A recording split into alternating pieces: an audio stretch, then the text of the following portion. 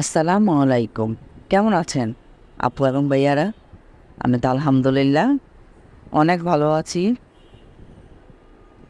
আসলে বললাম তো ভালো আছি, কিন্তু এটা শুক্রবারের ব্লগটা শেয়ার করতেছি। সবাইকে জুম্মা মোবারক জানাই। আহ, এত গরম ছিল, ভালো আছি ঠিকই, আম, কিন্তু গরমের কারণে কোনো কিছুই ভাল লাগে না। সারা রাত আপনার মনে করেন যে কি বলে, আমরা পুরান ঢাকায় বলি যে তাপাইছি। হ্যাঁ, তো আপনার মনে করেন বালিশ, উম, ঘাড়, এগুলা বালিশ ঘামে ভিজা গেছে গা। তো আজকে নিয়ত করছি যে না, কোনো নাস্তা পানি এগুলা কিছু করেও না, বাইরেরটাও আইনা খাওয়া যাবে না।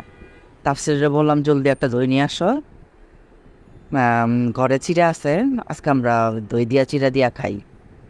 তো আমি আবার দই চিড়া মাখালে আপনার একটু গুঁড়া দুধ দেই, চিনি দেই, লবণ দেই, তারপর আপনার দই দিলাম, দিয়া আহ, সুন্দর করে মাখায়া বানায় নিলাম। আমরা তিনজনে খায়া নিলাম। রান্নার সামনে আসলে এগুলি খাই না, গেছে বাজারে তাছাড়া। আর আহ, গুঁড়া দুধটা দিবেন, অবশ্যই দিবেন। গুঁড়া দুধটা দিলেই আপনার মজা হয়, নাহলে পানিসা লাগে, ভাল লাগে না। তো খাওয়া দাওয়া করলাম। খাওয়া দাওয়া করার পর রান্নার সামনে নিয়ে আসলো বাজার।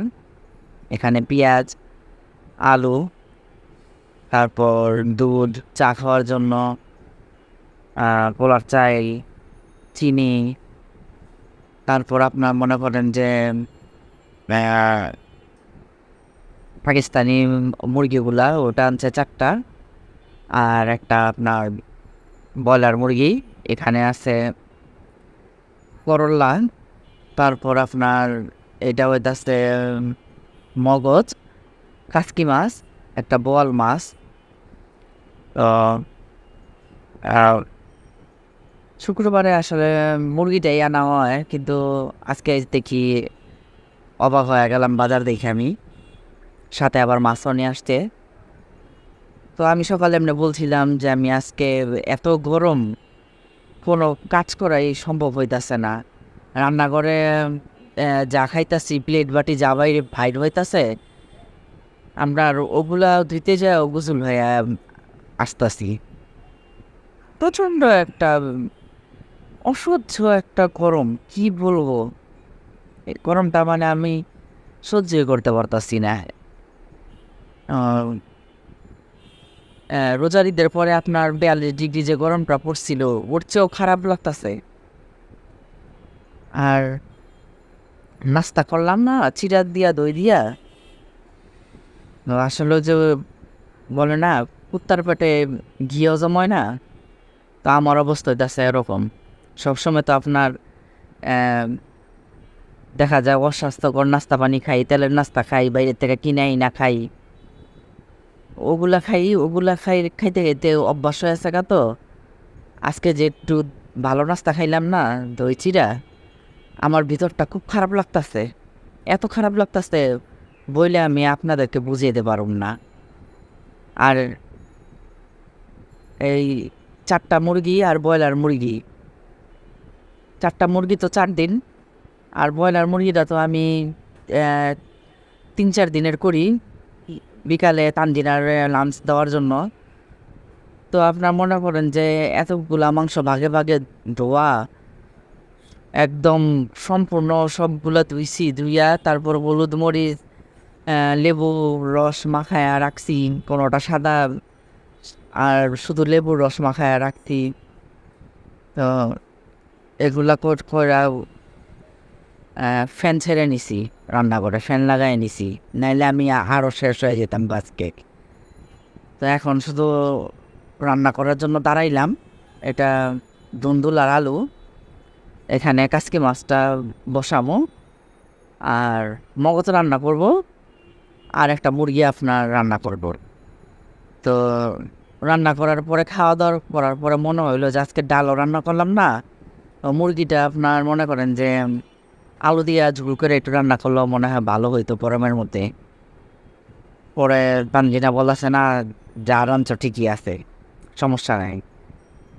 তো আসলে যেদিন বাজার করি ওদিন টাটকা রান্না করা ভালোই লাগে, কিন্তু গরমের কারণে রান্না করার পরে একদম অসুস্থ হয়ে গেছি গা। আমি যে খাওয়া দাওয়া করবো ওই শক্তিটা আমার আর নাই। তো ভাবছিলাম যে খাবোই না, ওদেরকে দিয়ে আমি একটু রেস্ট নিই নিজের মতন করে। যাই হোক, তারপর আবার আস্তে ধীরে একটু রেস্ট নিলাম। রেস্ট নেওয়া দেখলাম যে না, খাইয়াই নেই ওদের সাথে, যতটুকু খাই। পরে আপনার খাওয়া দাওয়া করলাম। এই চুলায় আপনার মনে করেন যে কাসকি মাছটা হয়ে গেছে, এখন আবার মগজ বসাই দিলাম। মগজটা আপনার মনে করেন যে একটা মগজ আনলে 4 দিন হয়ে যায় আমাদের। এত তো বেশি আসলে দরকার নাই, যতটুক দরকার অতটুকুই। তো একদিনে মনে করেন 3টা আইটেম কাসকি মাছ, তারপর একটা মুরগি রান্না করলাম, আবার এখানে মগজটা বোনা করলাম। বেশি বেশি রান্না করে এত লাভ নেই। আমাদের বাসায় হইতেছে আপনার 5-6 আইটেম রান্না করি, অল্প অল্প করে করি, 5টা 6টা আইটেম করি, দেখতে ভাল লাগে, খাইয়াও শান্তি লাগে। যে না 4-5টা আইটেম রান্না করলাম, পেটটা ভরে গেল গা, দেখেই পেট ভরে গেল গা, খাই আর না। এরকম আছে না যে দেখাই সন্তুষ্ট, খাইতে হয় না। তো বিষয়টা ওরকম আর কি কিছুটা। যাই হোক, আজকে এক হইলো গরম, আবার তার মধ্যে সিদ্ধান্ত নিছি যে পেঁয়াজ ব্লেন্ডার করবো না। আজকে পেঁয়াজটা এভাবেই রান্না করব। এভাবে রান্না করতেছি ঠিকই, পুরা পেঁয়াজ আর সিদ্ধ হইতেছে না পুরা। এত দেরি হয়েছে, এই পেঁয়াজ তাকায়া রয়েছে। আর পেঁয়াজ তাকায়া থাকলে আমার অনেক রাগ লাগে। যাই হোক, কেন এরকম হয়েছে জানি না। আমি এত চিকন চিকন করে পেঁয়াজ কাটতে পারি না। আমার পেঁয়াজ কাটা আবার মোটা মোটা হয়তো হয়তো এই কারণে আপনার পেঁয়াজ চায়া চায়া থাকে। তো এই কারণে এর জন্য আপনারা আমার যারা নিয়মিত ব্লগ দেখেন খেয়াল করেন, আমি বেশিরভাগ পেঁয়াজ ব্লেন্ডার করে রান্না করে ফেলাই। তো আজকে ব্লেন্ডার না করেও মহাপ্রসিদ্ধ করে গেছি গা। যে জায়গায় আপনার 15 মিনিটে রান্না হয়ে যাওয়ার কথা, ওই জায়গায় আপনার 30 মিনিট লেগে গেছে গা মুরগির মাংস রান্না করতে তো। আর এখানে তো গরমের তো কুল কিরানা নাই। জামাত তো পরে মনে করেন সম্পূর্ণটা মনে হয় যে আমি গোসল করে আসছি, এমন অবস্থা। কি যে অবস্থা লাগে, দোজগের তাপ। আমি দুনিয়াতেই আসলে সেই ঘ্রাণ পাইয়া গেছি গা। আর দোজগের ঘ্রাণ আর পাইতেইব না মরলে আমার কাছে এরকম বারবার মনে হইতাছে। যাই হোক, আল্লাহ মাফ করো। আল্লাহ আমাকে সবাই আমরা মারা গেলে জান্নাতবাসী যাতে করে, আমিন। ওইটাই দোয়া করি।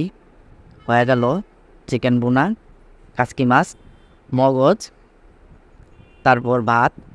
তো খানার স্বামী বলতেছে খিদা লাগছে বলছে, আমি হাত বাইরে দিয়ে গেছি, ভাত আর খাইতেছে না।